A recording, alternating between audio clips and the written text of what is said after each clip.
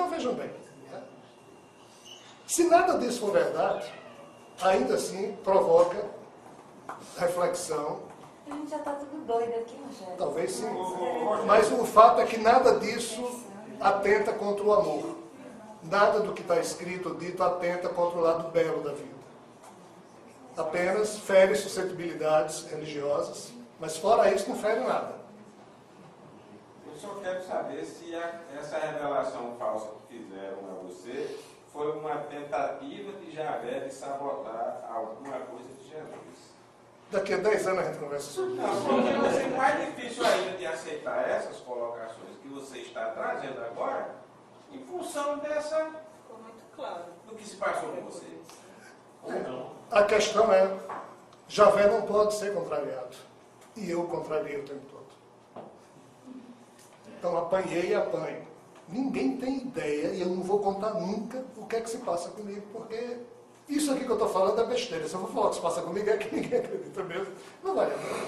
E eu também posso estar equivocado na minha interpretação dos fatos. Mas os fatos são muito complicados e... Né? Então assim, eu contrariei Javé. No início eu não sabia que estava contrariando, mas de um tempo para cá eu sei, e contrariei conscientemente. E repito, eu só vou fazer uma parte do que ele me exige, que é a publicação desses livros, voltar a fazer uma outra palestra, manter programa de rádio, desde que a rádio queira, ou seja, manter a voz ativa para que essa história, mesmo que doida, chegue a algumas pessoas. Porque é preciso criar uma massa crítica para que algo seja feito. Mas assim, eu só estou lançando esses livros porque eu tenho absoluta certeza da chegada de Jesus, senão não lançaria. Porque a herança que eu posso deixar em lançando esses livros, e Jesus nunca chegando, ela é complicada. Eu só estou fazendo isso porque dentro da loucura que eu vivo, não tenho dúvida nenhuma. Tá? Mas, se não fosse isso, eu não lançaria. Aí poderia ter 500 Javés, um só não é suficiente, 500 me infernizando a vida, porque eu pratico algo que ele não conhece, que é a resistência pacífica e amorosa em nome do que eu julgo ser a dignidade existencial. A verdade eu não sei qual é.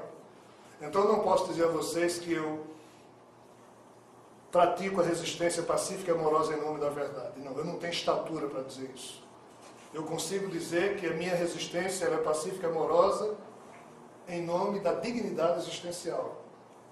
E eu acho que já velhos seres que o assessoram não respeitam a nossa dignidade aqui da Terra. Jesus pagou um preço alto por isso. Eu, na minha cota de verme, estou pagando. Devo continuar a pagar porque eu não estou fazendo o que Javé quer. Eu só estou fazendo parte do que ele quer. A outra parte que eu não posso contar, porque não vale a pena, eu não faço. Eu espero que ele se contente. Eu lançando esses livros e continuando a falar essas besteiras que eu falo. Vocês notaram a quantidade de reuniões que a gente tem no Grupo Atlas, né? Como eu me calei. Houve um tempo que o Grupo Atlas tinha 2 reuniões por semana. Toda semana. 3, já tivemos 2. Hoje nós temos uma, e é porque Javé tem um filho terrível encarnado na Terra, chamado Luiz Carlos Matão. E é sangue do sangue dele, DNA do DNA dele. E pense numa figura que me enche o saco, chamado Luiz Carlos Matão. Vai ter reunião essa semana, não? Você vai viajar? Nem minha esposa faz essas perguntas e ele fica perguntando tudo para me obrigar a ter reunião. E eu fugindo, e ele lá junto.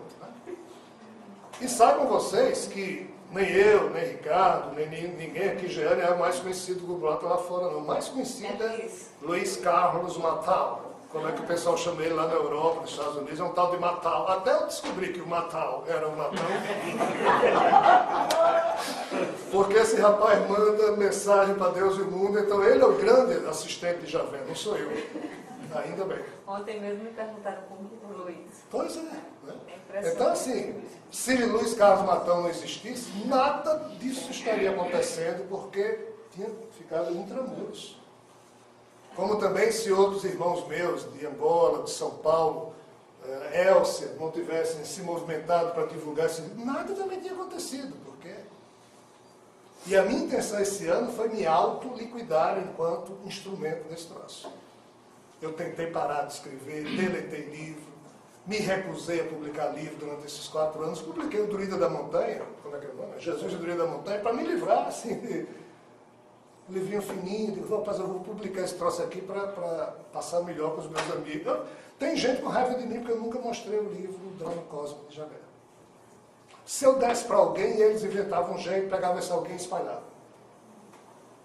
E era uma atitude política minha, de resistência pacífica e amorosa em torno do que eu julgo ser a dignidade existencial, e por isso eu não queria publicar nada.